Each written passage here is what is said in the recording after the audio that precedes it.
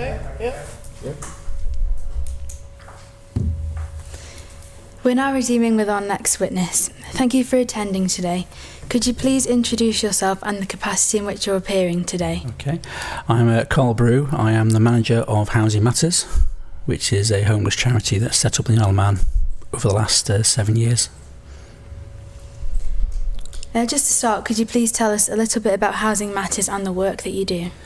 Housing Matters is obviously a registered charity. It was called Kenrick at one time of day back in 2007, when it was seen to be an issue with homelessness on the Isle of Man. Wind forward to the present day, they changed the name to Housing Matters about 7 years ago. So they then became what we are now. So as a charity broadly, we are there for advice, guidance and support for anybody that finds themselves in housing crisis. So we're talking across all ages, all genres, anything and anything. We're trying to assist with what we can and where we can with those in housing crisis. So part of our charity obviously is that initial helping. It'd then be a case of trying, once they maybe are housed, is giving support that way around. So it might be assisting with beds, it might be assisting with white goods, it might be helping maybe a little bit of a deposit. So little things we can help them on the way, but also we'd marry into other services as well, so social services. We'd sort of talk to food bank as well. So we sort of signpost and at the same time have a good grasp of who else to talk to get basically all those help and support we can for that individual, so to get them flying through get on with their life again effectively. So in your experience, what are the main issues faced by young people in housing? Sadly, it's all ages that are facing the same issue, and that's the lack of, say, social housing or lack of supportive housing for individuals. If you're sort of taking anybody under the age 18, it's particularly harder again because not necessarily they're entitled to the benefits. Let's say they might be still in the school system, but also they come to the arms of safeguarding. They're under 18, so we've got that. Obviously, that fallback, if that makes sense. But then the individual has to sort of got to be seen to be asking for help as well. We don't know who they are until they appear. So they're always a challenge. They're more of a little bit harder to unravel, if that makes sense. But we know where to sort of go and what we need to do. But generally, if we had more social housing, then we might be looking at a different situation. That might sort of free up more private rentals. That might sort of free up, give people a bit more stability. Yeah. So in your submission, you mentioned the sort of need for more temporary housing on the island. Do you think that should be provided by the government alongside social housing? I guess because the island is a small place, the government are the natural place to go, because they're the ones that sadly they've got all the other services that come with it. So if somebody is in a housing crisis and they've got more challenges going on, be it addictions, be it whatever it may be, all the other services come from the government side of things. So your social worker, then it's obviously it's happening to like some motivating or that kind of thing. So sadly, I think because of our size, we're in that situation.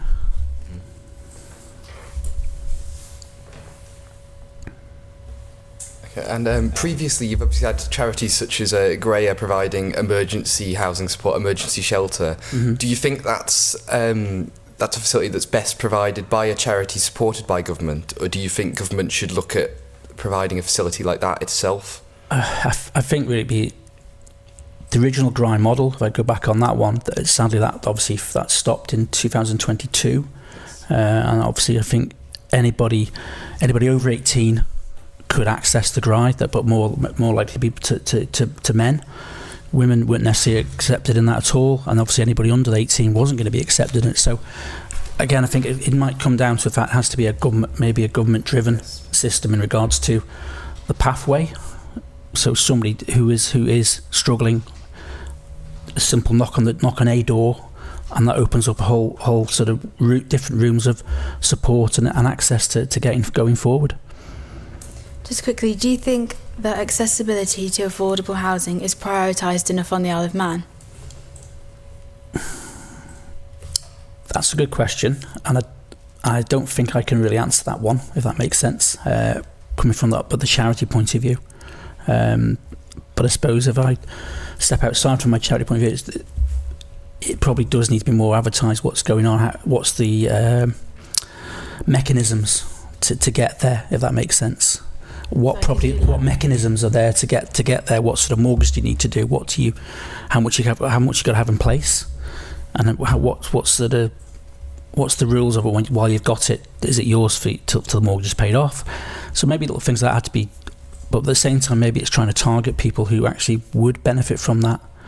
I think generally we're more social housing need is quite more probably useful. From 2007, since you started, looking at now, 2024, would you say that there's been a rise of people which require your assistance year on year? I would say we've probably been a lot more over the last couple of years. It's been a steady amount. So on sort of annually, we've been about 450 people we've actually dealt with who have been in some form of housing crisis.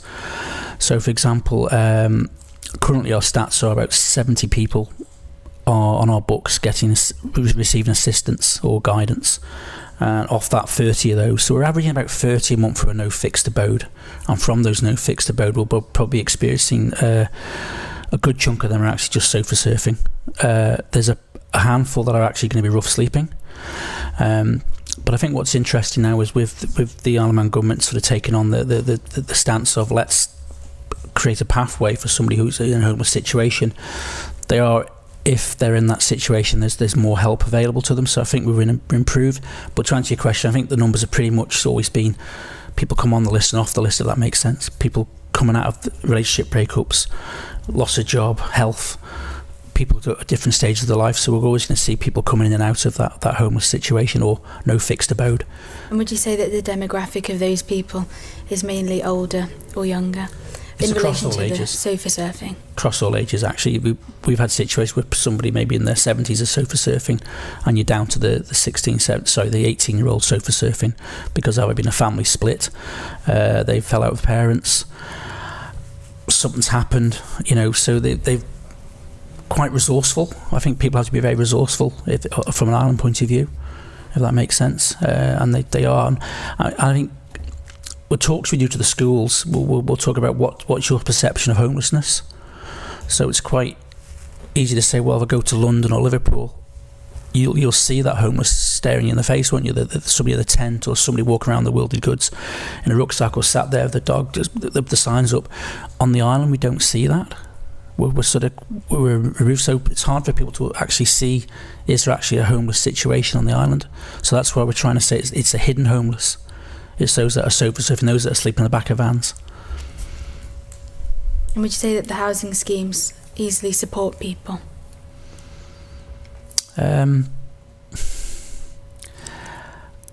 If you break it down, if it's those who've got income and those are working, then I guess there are schemes, there are pathways for them to follow through to go to that.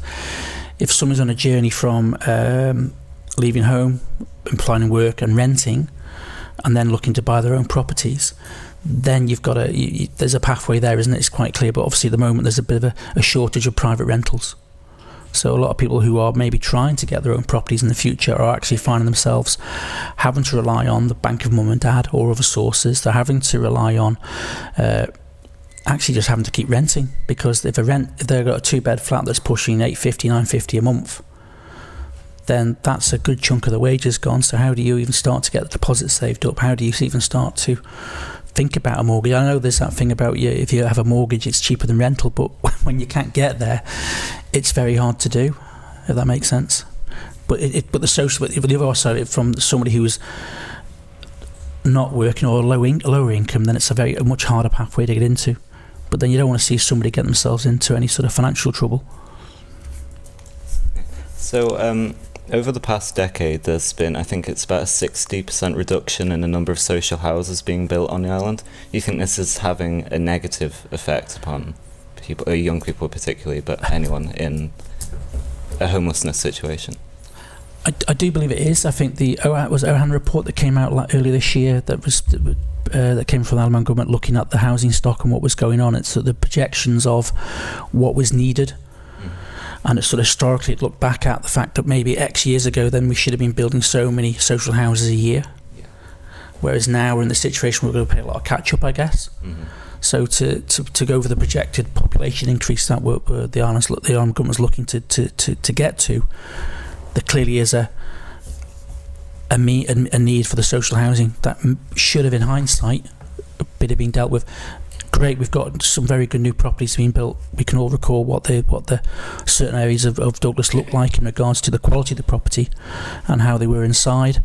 So it's good to see that everybody's getting a decent home. However, that maybe the shortfall, in hindsight, yes, there should have been, for every 10 you were doing up, maybe a new one had to be built. So it would have made a difference, Aidan, right? You're correct. Yeah. Do you think the recommendations in the Ohan report are that they would help fix the issue? They would go a long way to sort of start trying to correct a missed opportunity all the years ago. Yeah, great, thank you. Just quickly, do you think that there's a lack of emergency housing? I would say yes at the moment, but I think with the Housing Communities Board, and now Housing Matters sit below that in the Strategic Partnership. So with that, if information being fed into that to say, look, here's the gaps, here's the shortfall. And I think, as it sounds strange to say it when sort of, like I said, Kenrick was around 2007, and here we are in 2024, like, well, haven't you worked it out yet? Well, maybe sometimes we have to have stats, or good stats, good intelligence of what's going on, and maybe now that's forming.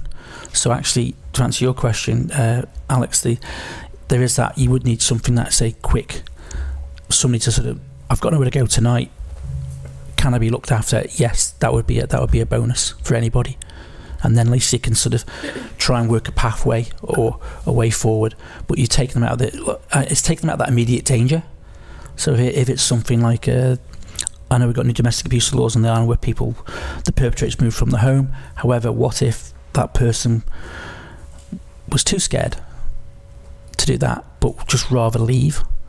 But then you get the mixture of, what about the children, what about this? So there's a whole, but that one sort of ability to sort of, look, there's a doorway that gives you that little bit of 24 hours respite, let's say, then that would be a welcome change. So but hopefully that'll come about. Sorry, would you say that those people feel overlooked? I wouldn't say they're overlooked. I would say people are very aware.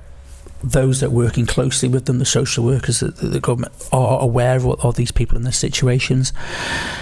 And I guess, like any government, they're trying to balance everything. They're trying to please everybody and make it all fixable. I suppose from an Ireland point of view, it was small and probably only mirroring what goes on in the UK. So if you consider what people have to endure there in respect to if they're in a homeless situation, potentially yes, the pathway, potentially then could end up in a hotel. That hotel could be then their base for the next year, if not more. So hopefully we can avoid that, where you've got somebody in that sort of crisis situation or in that hotel for a long period of time, and that's where you come back to you having an exit. So that'd be your social housing. Thank you. And what's your opinion on kind of the structure of the social housing network on Ireland? So obviously a lot of them are owned by local councils, some are owned by the Department of Infrastructure. Do you think that works, or do you think that's in need of reform? I guess times change, if that makes sense. So if you're going back 40 odd years ago, when maybe communication wasn't maybe its best, so everybody's got instant access to most things now. So maybe there's room for improvement. Let's say there's room to maybe look at other ways of doing something. The old way is not necessarily the right way. So there might be room to look at how would an all Ireland list look? Mm-hmm. How would that feel? Would that be a saving for any commissioners or governments, or would it be more of a headache for people? However, most people are we move around a lot. Everybody's happy to. We're very mobile, aren't we? Yes. So yeah, in answer to your question, it's probably something that needs to be considered. Okay. And what's your opinion on, so Guernsey in recent years has set up an organisation which is now responsible for all social housing in the bailiwick. Mm-hmm. What would your opinion on something like that being established in the Isle of Man, where you've got one organisation responsible for all social housing? It's an interesting question, but the island, I don't know if you're aware or not, the island actually does have a housing association already, which is through Manx Housing Trust. and from my experiences, that's very well run. Okay. And it would indicate actually that maybe it's something to certainly look at and see where. It's like anything else. We're probably in a good position where we can pick the best bits. Yes. And dare I say it, Manxify it, if that makes sense. That's not a word I like to use sometimes, but sometimes we do have a bit of a way about ourselves. And well, hang on, that works for us better. Yeah. Okay. Thank you. Just quickly, do you feel as if young people receive the relevant education on how the property schemes work over here and where they would go if they should be in a crisis? Probably part of Housing Matters' task is actually to try and do that education bit, and I think from memory again, it would be a great thing if all schools were doing sort of like year 11, sorry, sort of call them fifth years, year 11s up to years 13, even those at college would benefit from that little bit of half an hour thing. Well, do you understand what is social housing, what is private rental, what is a HMO, what is all these things? Do you understand? If you're working, obviously a chunk of your wages is going to be able to put aside for your rent. A chunk of your wages can be put. So I think we already do that with some of the schools on the island, but it might be interesting to see that opened up a bit further. Now maybe it happens already. There's some good teachers out there who do a great job, and they actually have that ability. I think also if it's finding somebody in crisis, hopefully the way things are now, nobody should be frightened to say, look, put the hand up, look, something's going wrong in my life, I don't know what to do about it. So hopefully that is not happening. Hopefully people are actually putting their hand up and saying, look, help me. And I think if somebody does that, then there's that help, there's help there. If that means nobody doesn't get forgotten in that respect. Thank you. So what impacts do you say has housing had on mental health of young people or people in general? I think of anybody, if you haven't got a place that you call your own space, your own front door, then you're having to maybe live in a chaotic environment or violent environment, or live with people that are equally can be chaotic, like in a HMO, for example. Then it would have an impact on your mental health. It does see a deterioration. Somebody should have the independence to be able to sort of decide when they want to cook, when they want to do things. That. So, yeah, I think having their own space, having the ability, but at the same time being aware of their own surroundings, there's got to be an improvement to their mental health. So I'd be right in saying that you think it has a negative impact on mental health? The lack of housing, if somebody's in a no fixed abode situation, that will have a detriment to their mental health. It will compound it.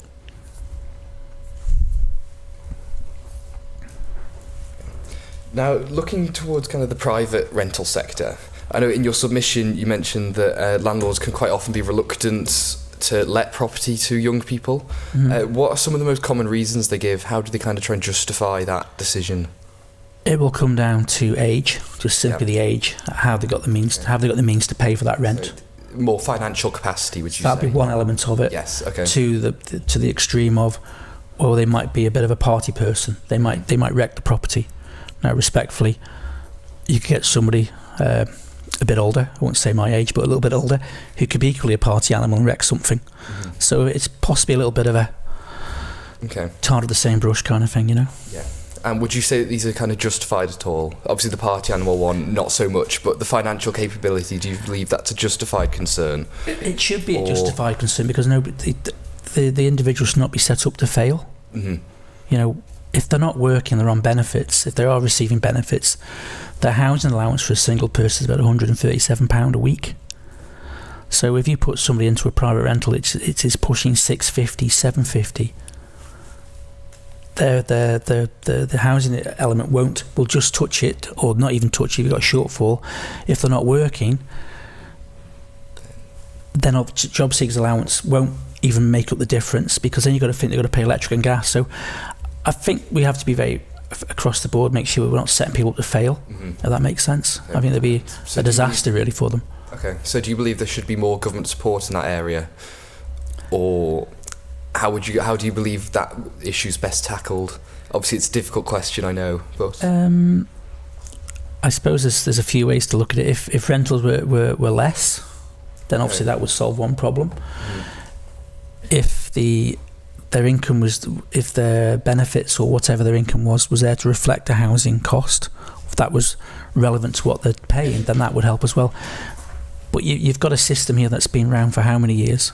It's sort of, it's probably bigger minds than mine that will actually make those changes or be brave enough to make those changes. Okay, thank you. So, do you believe that the pricing of accommodation, whether social or private, matches the actual quality?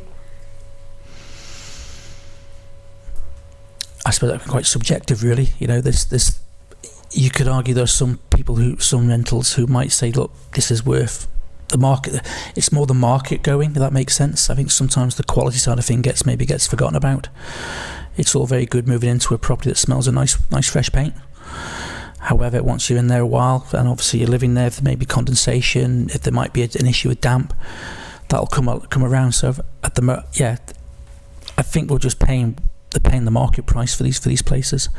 I don't think anybody is actually saying, look, we're knocking so much off that because it's got this damp issue. It's projected as actually it's fit to live in, and sadly, then they're going for the market rates, and the market rates are obviously going up. And do you think that what's classed as habitable is true? What's that? Sorry. Do you think in housing, what's classed as habitable, like you just said, it's livable, is classed as true? Do you think it's a good standing? I would suggest it's sort of we probably have legislation or laws in place that would actually dictate, no, that isn't right, that level of condensation, that level of mould is incorrect. And if we're in a situation where we've got somebody who's making a point about their property, we would be pushing them to the relevant authorities, in this occasion environmental health, to make that decision. Have you had any cases of that? Yes. Yeah. And would you say that the system's worked effectively? The system has worked as well as it can, because you could argue, like anything, we're talking sort of legislation laws that have sort of been around for a good while. So would you say they need updating? Well, we are looking at the landlord and tenants bill. So hopefully, with all that this package would be an answer to a lot of those provide a lot of those solutions. Let's say, but what I would say is, with somebody in that situation, we're looking at when they're going for social housing, they're trying to get what they call priority house need forms. So if the property's in that such a dreadful state, that will hopefully give them points to allow them to progress up the points, then to be allocated. Thank you. Okay. And so on that note, obviously, as you mentioned, we've got the Landlord Registration Act came into force in 2021. We're still waiting on the Department of Infrastructure to implement the secondary legislation regarding actual regulations on housing standards. Is there anything you'd like to see in that regulation in particular? In those regulations, apologies. Excuse me, I've not read it for a while, so. No, don't worry. But the sort of the dynamics of it, you can see that the idea there being it's like a standard that landlords would work to a standard, and then obviously like the tenant is aware of what's expected of them and what sort of standards they can expect. So it's like anything.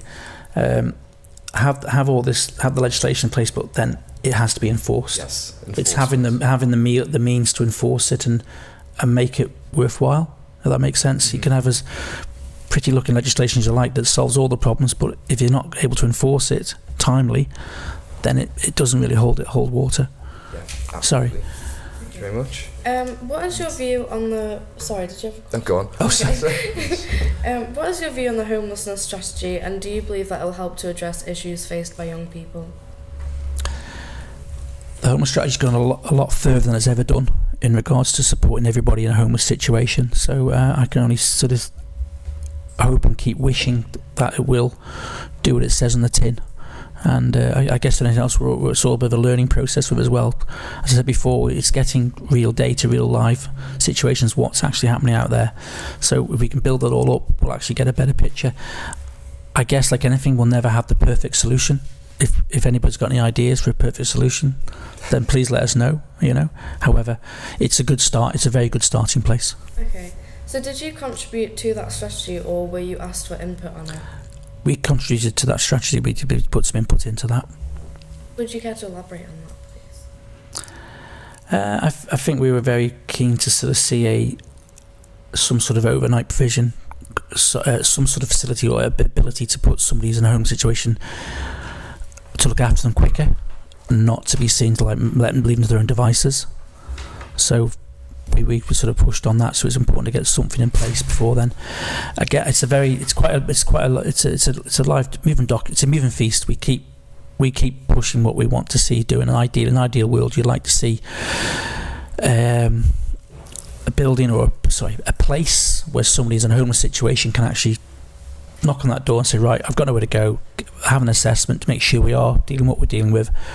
There's the room, there's the place for this evening, and then it moves on to something else. So, and that carry them that pathway to try and make them feel or look at the best they can be. Okay. If you don't mind me asking, Yeah. what were your contributions, and also do you feel like your contributions were valued and listened to? I would say our contributions were valued because the document speaks for itself. Yeah. Okay, thank you.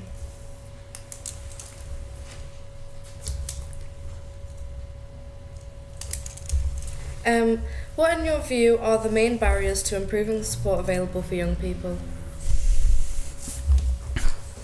Main barriers. I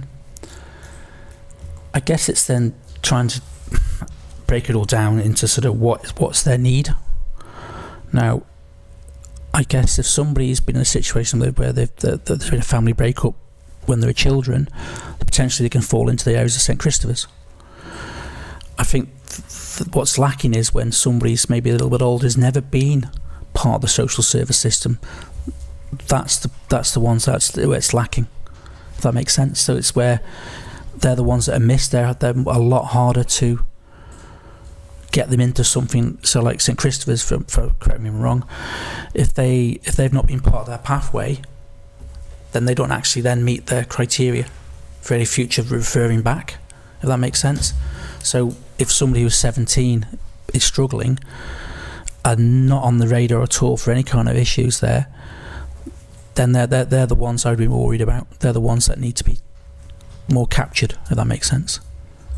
Just lastly, it might be a hard one to answer. Would you say that by the correct legislation being put in place and more support by the government for young people in terms of housing, would you say that would reduce the amount of people surfing and requiring your assistance? I hope that is the case, actually.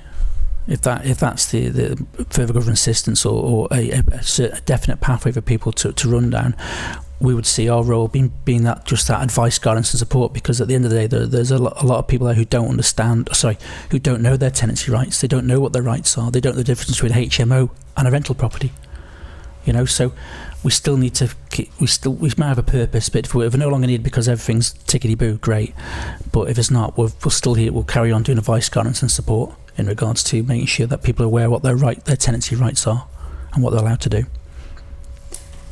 Thank you. Is there anything you'd like to add? No, thank you very much. We will now suspend the sitting and resume at 3:30. Thank you.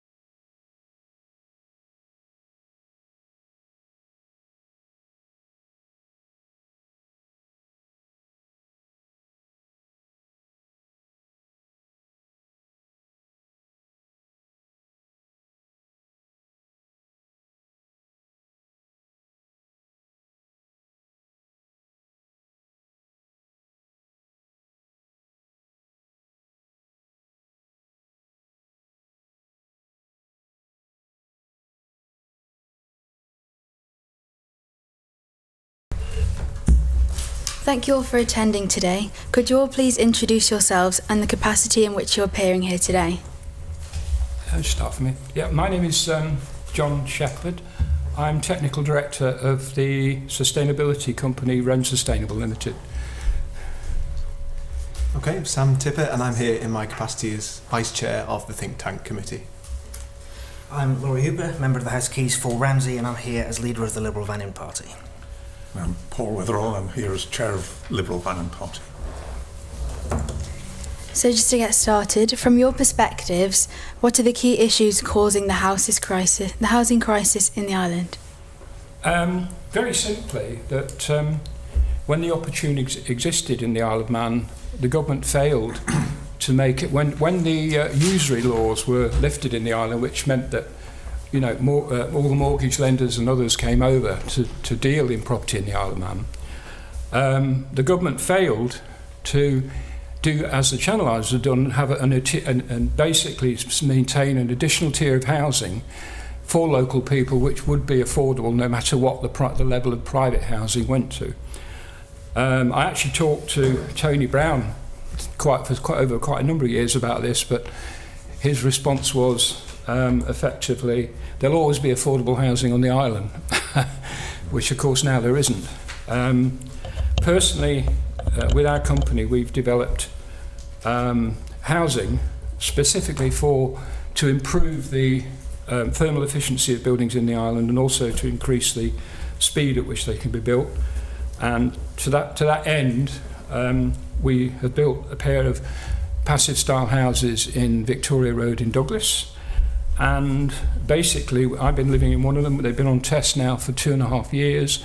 And we're now going to, we've now worked out we're going to do some additional technical additions to them in the form of solar panels, photovoltaic.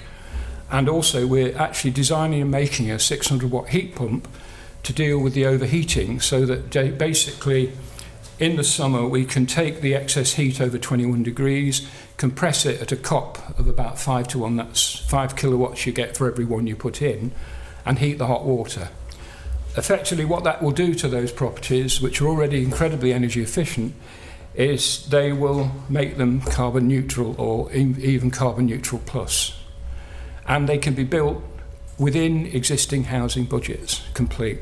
And the beauty of it is that they're wind tight and watertight within a matter of days, and can be completed in 6 to 8 weeks. And with global warming now posing a massive threat to the whole of the British Isles in terms of farming, and certainly in terms of masonry construction, it's becoming impossible. You look at all the big projects of recent years, they've mostly been delayed by wet weather. I mean, the nursing home in Victoria Road was costed initially at 11 million and came in at over 14 million. If modular construction had been used on that, effectively they would have been completed, they would have been wind and watertight in weeks and completed in little over a year at somewhere like round about £6 million, I would assess. But I mean, I've been talking to government for 20, 30 years about this concept, and it's all fallen on deaf ears. The industry, which they just want to maintain the masonry construction, that's it. And this is an open question. Do you class the current housing market in private rentals as affordable, especially to young people? Well, I think the short answer to that is no. I mean, ultimately the core problem we have on the island is supply and demand. There's not a lot of supply and there's a lot of demand out there. Recent publications like the Objective Assessment of Housing Need will tell you exactly why that is. Growing population, aging population, people's needs are changing, and actually we just don't have enough housing. And John's spot on, we haven't been building any. That's the problem, ultimately, is we haven't really been committed to building a lot of affordable housing on the island. So government's public sector house building programme has been more about refurbishment of existing stock rather than adding to the stock, and obviously that needed to happen. but actually we need more property, and that's true in the rental sector, in the affordable first-time buyer sector, just across the board. And I think that's what you're seeing driving prices up, is that not enough rental properties out there, and that's a difficult conversation to have with people, I think, because there is a kind of an inbuilt backlash against the idea of people buying homes to rent them out. But actually we do need a vibrant rental sector on the Isle of Man. Not everyone can afford to buy a house, not everybody wants to buy a house. And actually, if you're moving to a new place, moving onto the island, the first thing you do isn't buy a house. You move in, you rent somewhere for a bit. So there's lots of reasons you want a healthy rental market, and we just don't really have one at the moment. And again, that's ultimately down to a lack of supply. We just need to make sure we're building enough houses to meet the demand. Would you say that they're reluctant to build affordable housing? I think from a developer's perspective, the answer would be yes, because they don't make as much money off it, and as a purely commercial organisation, you're going to make a commercial decision, so it makes a lot of sense for them to say, no, I'd rather build houses I can sell for more money. From a government perspective, I think the reluctance comes down to the availability of funding. Ultimately, it's expensive to invest in housing. What I think people often forget, though, is at the end of it, you have a house. You've got something for your money. And actually, it does drive local economy, it drives the construction sector, it actually helps support a lot of our national goals as well. So we should be actually directing government money into actually building and funding the building of affordable homes, rental, public sector, for sale, whatever it may be that the market needs. But ultimately, government is going to need to put its money where its mouth is, I think. Would you say that the government stay in budget when building social housing? It's an interesting one. I don't know what the current budget is that's allocated for the spending of public housing. I know the deficiency payments exist, and we know that system itself doesn't work particularly well. You get that from local authorities a lot, saying they can't invest because government won't put the deficiency payments up. But I think the reality is there is funding available. Government does invest its reserves in things. We tend to invest them in UK equities, for example. Why not invest that money on island into housing stock? It's going to generate you a return, it's a relatively safe investment, and it's on island. It's also part of present planning conditions that housing developers have to provide a percentage of affordable homes as part of most developments. One of the problems is that the DOI and local authorities often don't take up their allocation for a variety of reasons, but mainly financial, I believe. So there's a lot of affordable homes that are built by developers go back into the open market rather than being reserved for either rental through social housing schemes or for first-time buyer schemes. So I think that's another thing that needs to be addressed. I think the other thing is that the big problem is the lack of adequate building control, building and controls in the island. I mean, at least the UK has moved ahead, but they've still not gone far enough. I mean, as long as the government allows builders to build to the very low standard they're building and relying totally on natural ventilation in houses.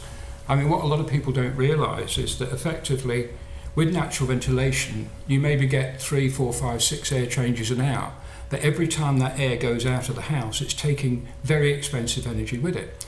And obviously with a massive increase in energy costs, this has become critical to many people.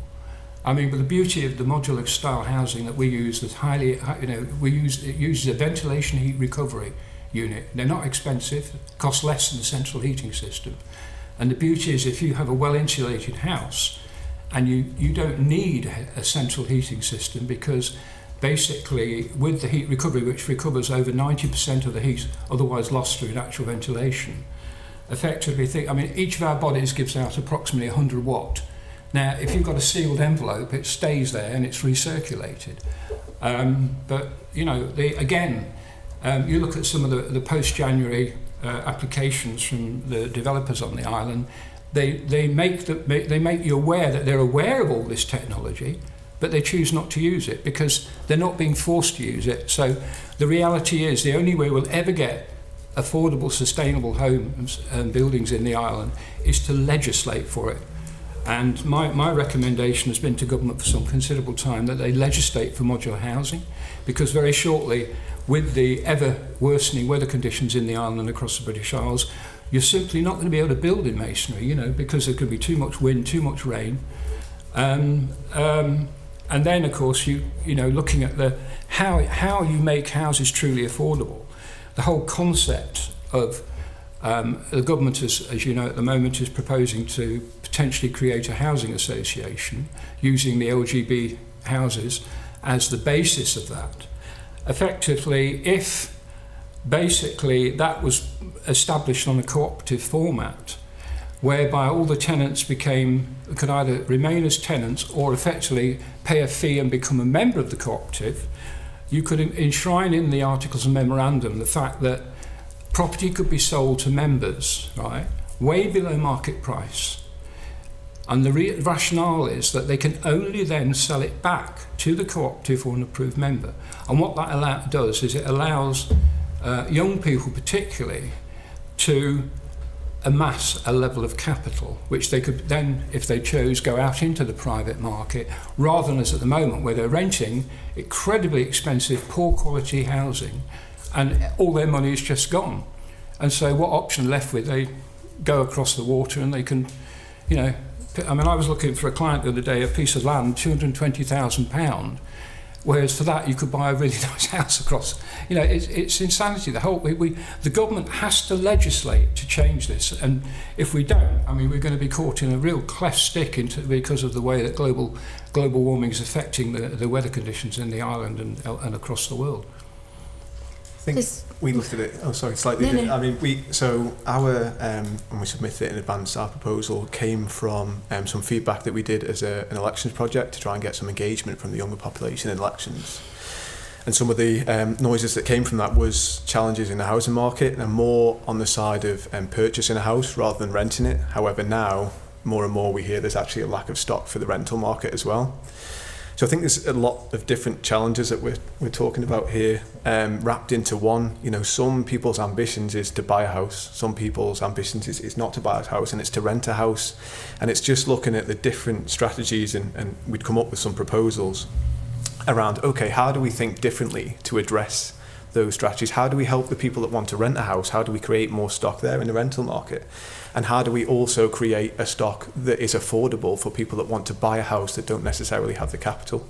And I guess, John, your contribution there is then once you have a house, it costs a lot to live on the Isle of Man and in general, is then what solutions should be in place, for example, to make the running of a house once you have it affordable? It just feels like there's quite a few different conversations and avenues we're talking about here, and there's probably a lot of different solutions to each one of those. I think the core though is if you build this, you know, the passive style housing effectively at the outset, it doesn't cost any more to build than traditional housing. One of the things I found, I mean, our build cost for each of these units was £144,000, 4-bedroom units. I was talking to a director from one of the local developers, and he said, well, our budget for a build of that size is 140,000. And we had this was a pilot in the middle of the pandemic, you know.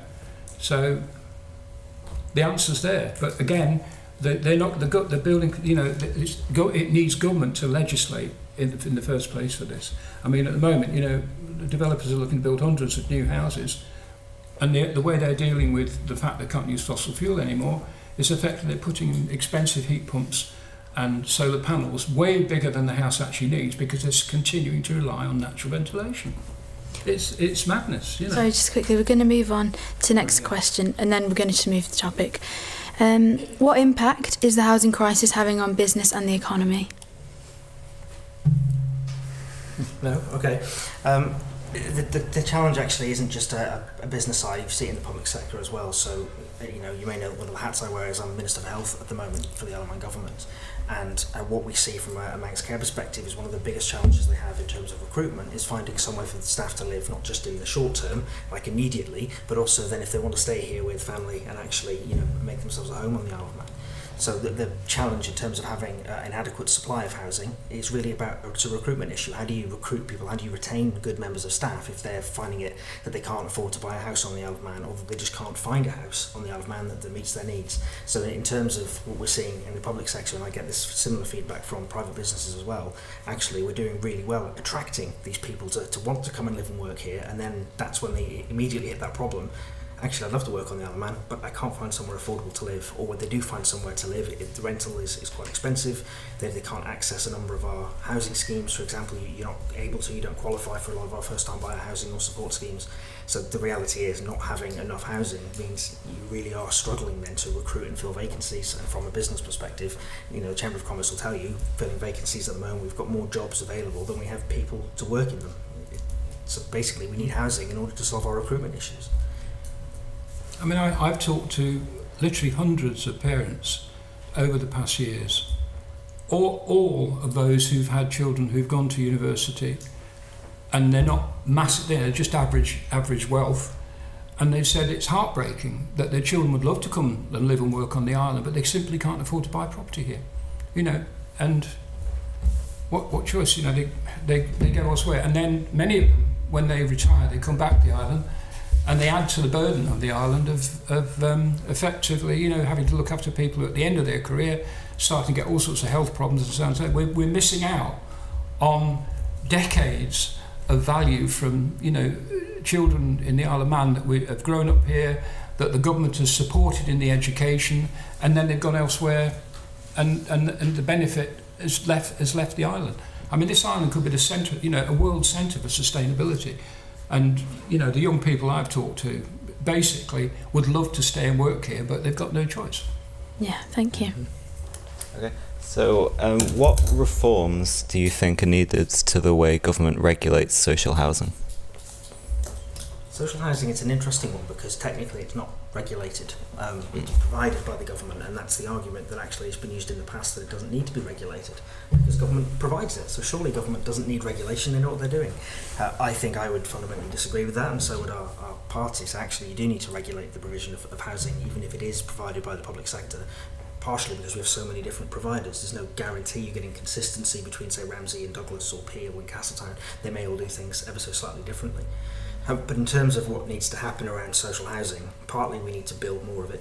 Mm-hmm. It's not exactly rocket science, but partly we need to change the way that we fund social housing. So at the moment, it's funded through a significant housing deficiency, and the rents that are charged don't come anywhere near close to kind of paying the costs of maintaining and investing in property. What that means is every time somebody wants to build a house, you've got to go back to the government, back to the Treasury, and get permission to add to that deficiency payment, which is quite difficult. If you had a model that said, actually, we'll charge a rent that is meaningful, so the rent covers the cost of investing in property and maintaining them and building new properties, and that then rent can be supported through the benefit system if people need assistance, that actually then takes that equation, changes the equation and changes the conversation then around, actually, how do we fund future investment? Well, you fund it through rents. And the rents then are funded through the Treasury and through the benefit system, which is designed to help people who do need assistance with their housing costs. And that's a fundamental change that I think would be really helpful to actually encourage local authorities and the government to free up some of this building. We know they want to build. I'm aware of schemes in Ramsey and Douglas. They want to build houses, but they're struggling to get the funding and the financing for it. Yeah, so would you say that there should be regulations on how the government provides social housing? I think they should. I mean, we've talked as a party in the past about things like legislative obligations to provide housing, so homelessness, for example, to deal with that. So actually you have a statutory obligation to house people, which we don't have currently on the Isle of Man. In terms of quality of housing as well, I do get complaints about the quality of social housing on the Isle of Man. It's few and far between, but they do come through. So actually having some form of regulation around that. But equally, the biggest argument I think for regulating public sector is because we need to regulate the private sector. I mean, John's talked about the poor quality of some of our private sector properties on the Isle of Man. That equally applies to some public sector. And I think if you're going to go out there and tell private landlords we're going to regulate you in terms of minimum standards, you have to then say, and we're going to apply those same standards to the public sector, because otherwise no one's going to accept the regulation that's needed. And we're only talking light touch here. We're not talking about massively bureaucratic, overburdensome regulation. You're talking about basic minimum standards that apply to all properties that are being rented out on the island. I mean, that's the thing about that as well, is effectively if effectively a cooperative concept was established by government as a trial, if it worked, effectively local authorities could adopt a cooperative structure and effectively do exactly the same. And the beauty of that would be, because one of the big problems from social housing, which I know from actually having lived briefly in one, in social housing, is the social one, that people, the majority of people in social housing do not really engage with the whole concept of being in a house, owning a house, or anything, you know, and there's an expectation that everything will be done. Whereas effectively, if you had a cooperative structure where the tenants were really involved in the management and running, then it would totally change their attitude. And I mean, I think it would make a big difference. I mean, from my experience, I mean, the level of maintenance on properties was very poor. I mean, it just went on and on. And I mean, as a building specialist, you know, having gone to the local authority and advised them, there was a problem. I mean, some of these houses, they'd filled the cavities with polystyrene balls, which were causing major damp problems. And they just didn't seem to recognise it. You know, it was... Yeah, absolutely. Okay, so we're now going to move on to the topic of home ownership, and my first question is, what are your views on the current first-time buyer scheme available, and are there any better alternatives to this? The short answer to that is there are, definitely. So the current first-time buyer schemes, the fixed and choice schemes, are both shared equity models. So what we're lacking really is a rent-to-buy scheme. That would be beneficial, I think. Here, I've had people tell me that would be beneficial. But the biggest thing, actually, I think we could do is a mortgage guarantee scheme on the island. So these already exist in the private sector, where banks say, actually, if mum and dad have put 25 grand in a bank, actually that's bonded essentially then for your deposit. So the bank says, as long as you pay your mortgage on time for the first X number of years, you get your money back at the end of it. What that does is reduces the amount of deposit you need to put down in order to actually secure a mortgage in the first place. And the advantage with these schemes is mortgage default rates in those first 5 years are very low, you know, practically non-existent is my understanding. And so it isn't going to cost the government anything. The government can say, actually, you know, Barclays, we've got £1 million sat in that bank already, because that's where government banks, you know. The reality is we'll put some of that down to one side and say if these people don't manage to keep their mortgage payments up, that money becomes collateral. But the reality is the risk there is quite low, and it doesn't require any upfront cost from government to provide that. Whereas a shared equity scheme actually requires government to fork out cash to buy an order of a property. So a mortgage guarantee scheme, I think, is absolutely the way forward for actually supporting a lot more people out there to buy properties. But equally, a rent-to-buy scheme, I think, would go down quite well. There's no reason why the private sector can't provide these solutions, actually. And in fact, some have done and probably still do. So there's no reason these can't already exist today. It doesn't need government to act, but I think government has a lot of financial and economic clout, and so we should use that to best effect. And these schemes have been recommended by the Liberal Democratic Party for a long time.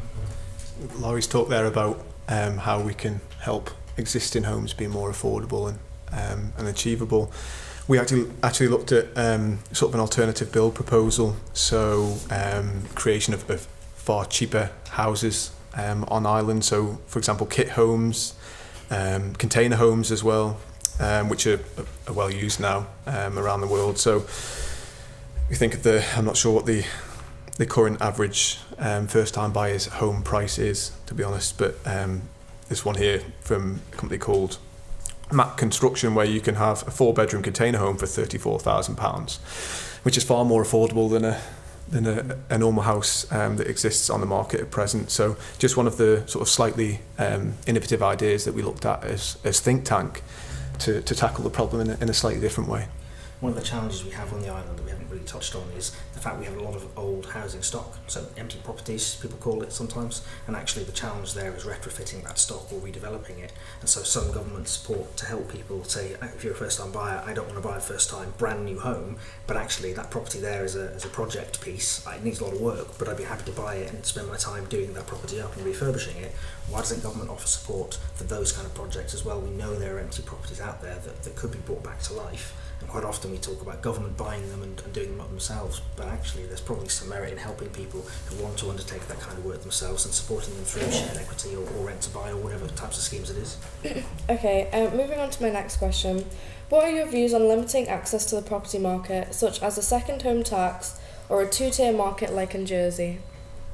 Yeah, we had one of the solutions that was proposed by, or one of the options that was proposed by a think tank was a second home tax, because of the success that it's had elsewhere in helping people to purchase homes where they grew up.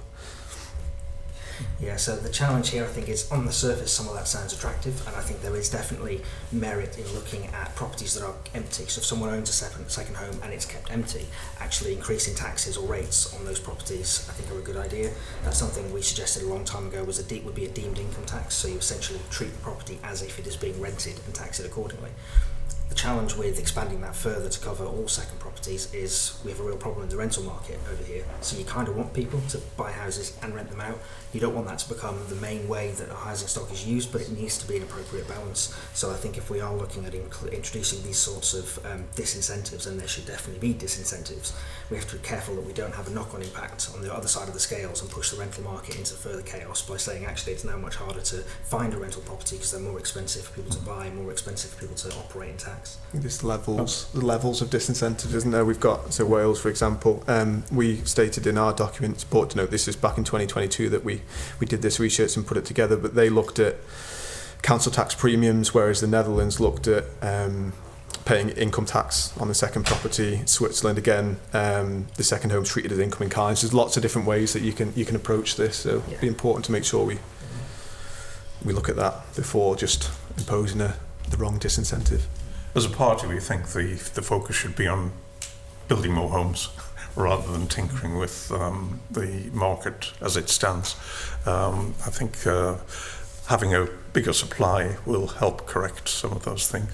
But with the affordable homes, then you can have restrictions on who is eligible to get them. So you can have restrictions on not allowing them to be bought up for private rent and restricted to people who are actually going to want to buy to live in them themselves. So, as I say, having targets for building more affordable homes to both rent and purchase is the way forward. And when we say building more homes, we also include existing properties or dilapidated buildings. Because it is bringing more into the market. Yeah, the problem however, is if they're not protected in some way, which of course they're not.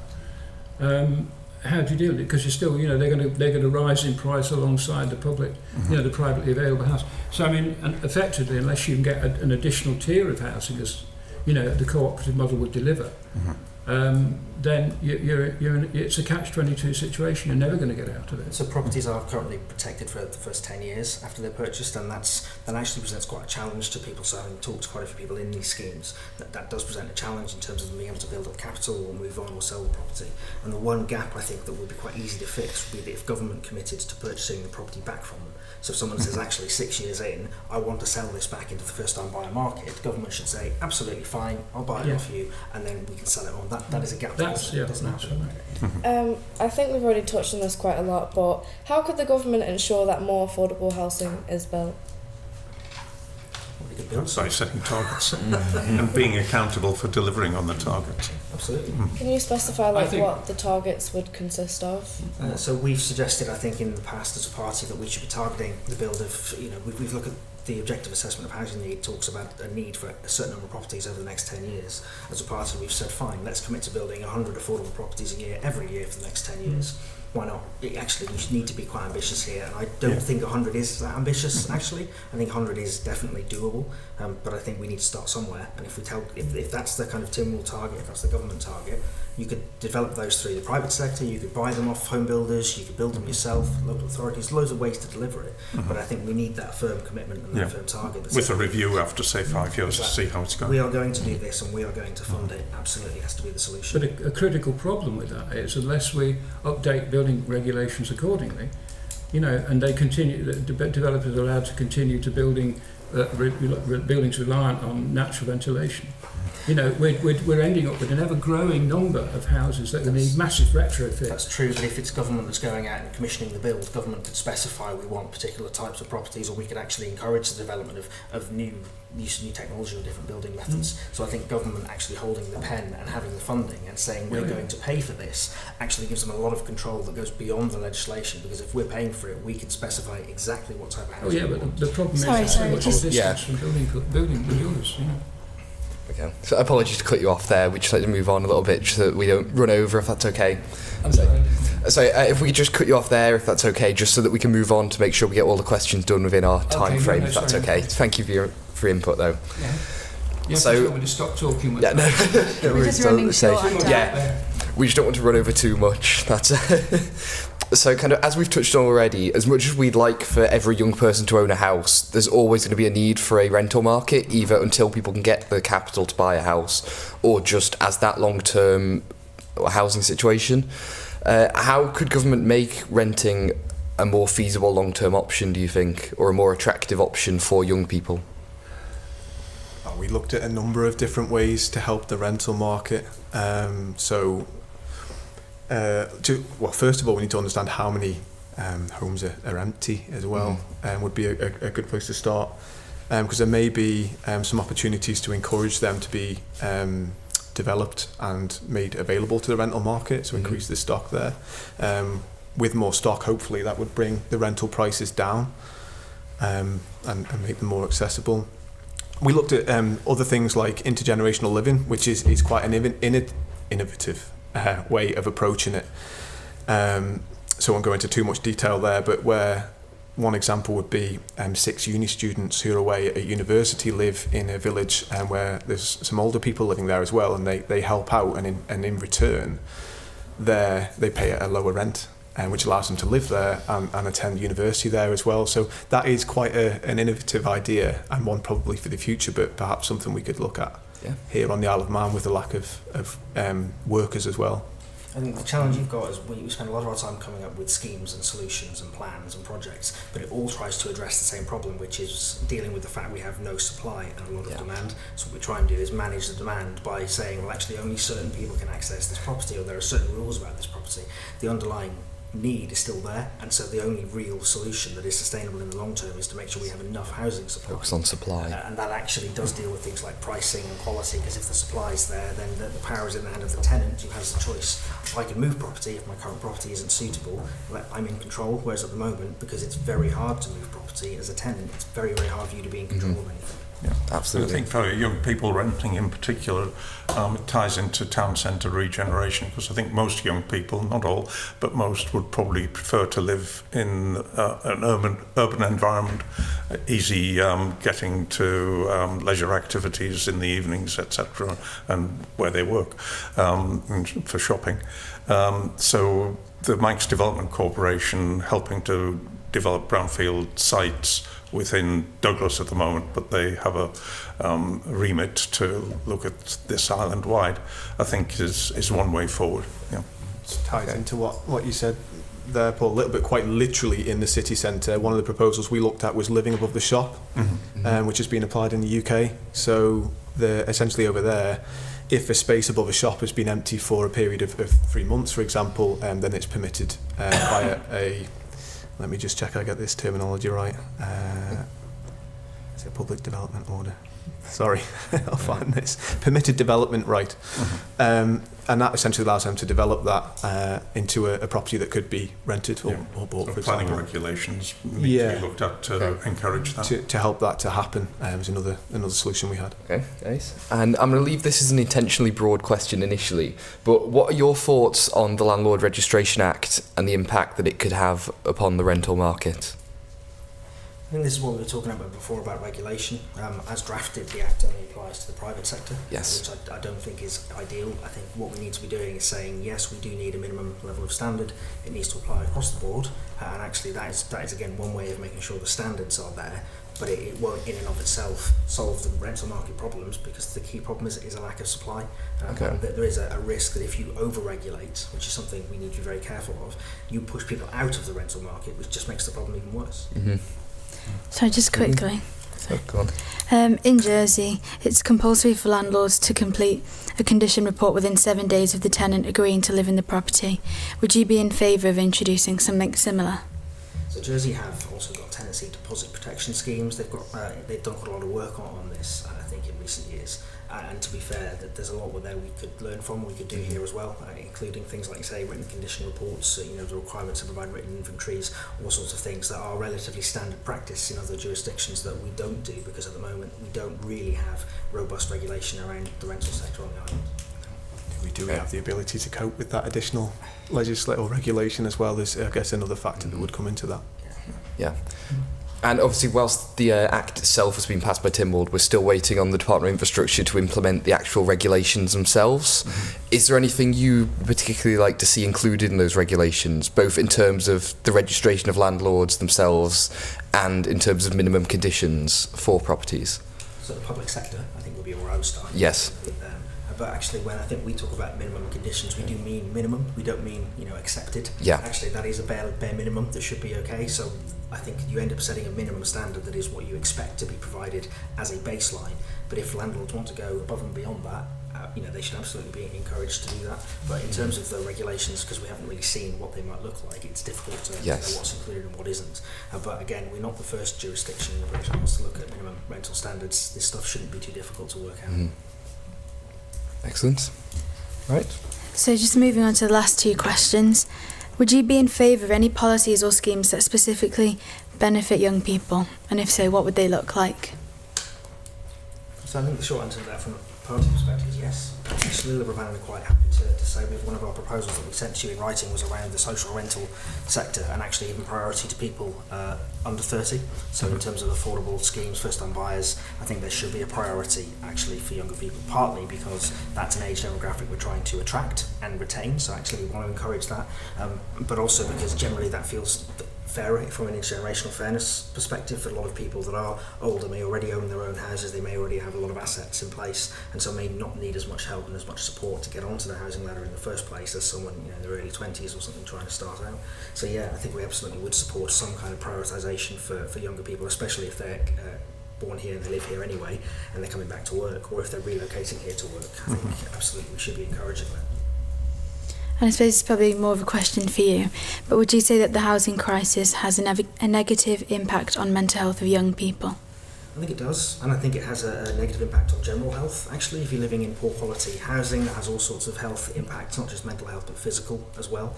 And so we have to look at this housing as part of a solution to a bigger public health problem as well. If people can, you know, live where they work, they can walk to work every day. That helps with your public health, helps with general population health measures. So there's lots of reasons why we need to make sure the housing market is fit for purpose and the housing that's provided is fit for purpose. It impacts the health of the whole family as well, not just the young people who are trying to get away from home for natural reasons and finding it difficult to do so.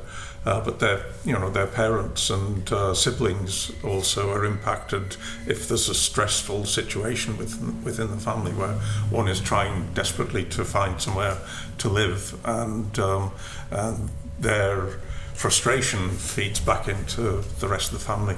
Yeah. Oh yes, I mean, one of the things as well is, what the big problem with as a sustainability consultant, I've looked at lots and lots of houses, and the simplest advice that you can give to people about high humidity levels in the house, which are a direct result of natural ventilation, effectively. Basically, you get if the humidity goes over 70%, you get problems with moulds and everything else, which can kill people and have killed people. Simple advice we say to people: get a dehumidifier, because a 300-watt dehumidifier will remove vast amounts of water out of the atmosphere, which otherwise you're heating with your hot water, with your central heating system. And when you turn it off, it recondenses on your windows. The first question I ask people: do you get water running down the inside of your window? And so you've got a problem with humidity, And so I think the underlying thing of this is that, government has to legislate to do away with natural ventilation in new build and encourage people in existing properties to have the air tightness checked, and effectively you can put in ventilation systems with heat recovery, which will massively reduce the issues of damp within the house, but most importantly it will save enormous amounts of energy, which many people at the moment find it's the question: what do? Do you heat or do you eat? Literally, with a lot of people. And you see the food banks in the Isle of Man, they're growing bigger all the time. So do you think that accessibility to affordable and sustainable housing is prioritised enough on the Isle of Man? No, it should be, but it isn't. That's one of the things. The Green Living Grant scheme has just come to an end. It had its faults, but it was there. So we, as a party, are looking for a redevelopment of the Green Living Grant scheme, bringing up to date and bringing... It's deeply flawed, and one of the biggest flaws is that the government's advocating putting in heat pumps, but the problem with that is that they've changed the permitted development legislation that they brought over from the UK, so that you cannot mount a heat pump above a metre from the ground. Now that means that pretty much everywhere in Douglas, all the little backyards, you can't put heat pumps there because they won't work properly. And as far as I understand it, nobody has yet been able to get permission to put a heat pump above that level. You have to get planning permission if you want to put it above a metre from the ground. I mean, it's a catch-22. I think we would be able to say yes as well, just from the feedback we got from our election survey and input there. And also, this was born out of the economic strategy, which talks about some ambitions. We're talking about challenges now. The economic strategy looks to grow the Isle of Man, so if we're going to achieve that, then yes, absolutely, we need to find some more affordable housing. Mm-hmm. So if I was to ask you, what would you say are around the 3 main issues faced by young people in the housing crisis? See, I find that quite an interesting question, because I think we're the wrong people to ask, if that makes sense. I mean, just look at us, quite frankly. It was just an opinionated thing. It's not a factual, doesn't have to be. I get that, it's just but I think the point I'm trying to make is that quite often people look to government for solutions, and they actually ask government, what should we be doing? Whereas more often than not, actually government needs to be asking, what should we be doing? Mm-hmm. Actually, I'm not a young person looking for a house. I don't know firsthand what the challenges are that you're facing. Tell me. And I think that's the gap we have at the moment. Would you say that the government's trying to get an accurate demographic? I think they're trying, and they do surveys, and I know the Chamber have done surveys, and we reach out, but actually engagement is relatively poor out there, and we do it with all sorts. We've just done in the health department a massive piece of work around nursing and residential care, around changing the whole system. It's going to affect everybody, right? But our response rates from people 18 to 30 were very, very low, because it's so far off. It's not something that's in their mindset, and actually a lot of people are too busy worrying about their day-to-day lives to think about these things. So yeah, I mean, I'd be happy to share. You know, generally speaking, the feedback that I get from people is it is around saving for the deposit. They can afford the rental payment or the mortgage payment, but actually it's getting that £20,000-30,000 in place in the first place is the biggest challenge. If they can find somewhere to rent or buy it at all. But ultimately, I don't know if it's helpful really for us to say, well, this is what we think the problem is, let's go and fix it. It'd be much better to know for sure what the problem is, so we can go and fix it. And it's housing provision where people actually want to live as well. We get a lot of stories about reasons for local authorities not taking up affordable housing provision, saying that there isn't a demand in their particular area. I think most recently this has cropped up in southwest in sort of Port Eyre and Port St Mary area. But is this true? And I think there's more research needed on what young people are wanting in terms of the location of the housing on the island.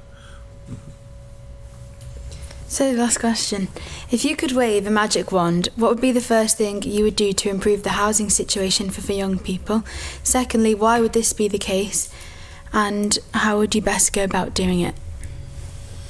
I think if we could wave a magic wand, the first thing you do is convert all of the current empty and dilapidated properties into properties that you can live in. Can I just ask, what do you define as an empty property? So an empty property is a property that is empty. I know that sounds daft, but it's property that has no other use. So at the moment it's not habitable, it's not currently being used. So you do have people that have second homes, you have people that have holiday homes, for example.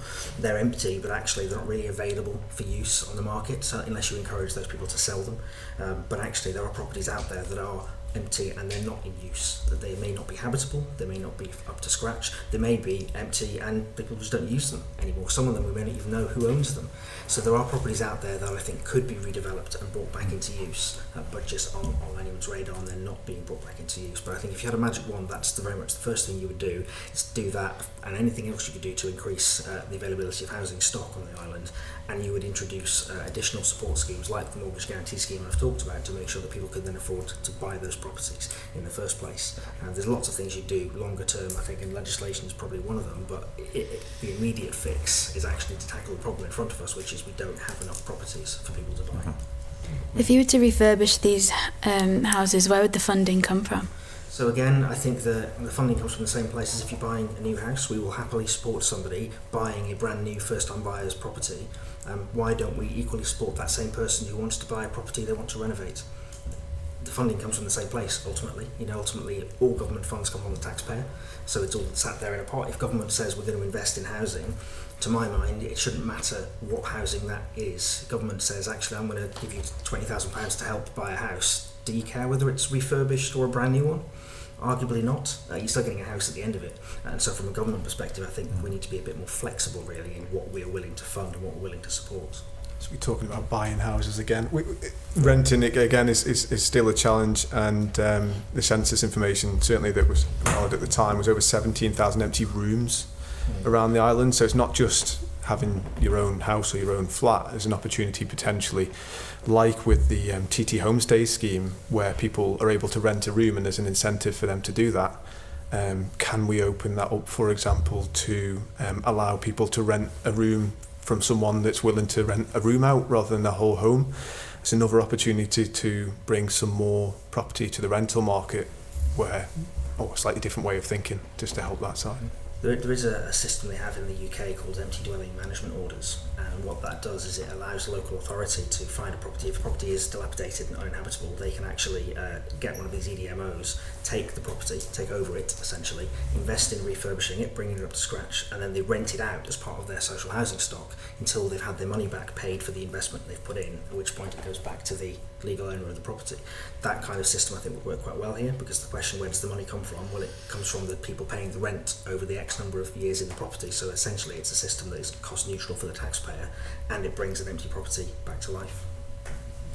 Well, thank you. If I had a magic wand, my first thing would be to ensure that affordable houses that are produced by or built by developers are actually taken up by the DOI and local authorities for either first-time buyer schemes or social housing schemes, and not sent back.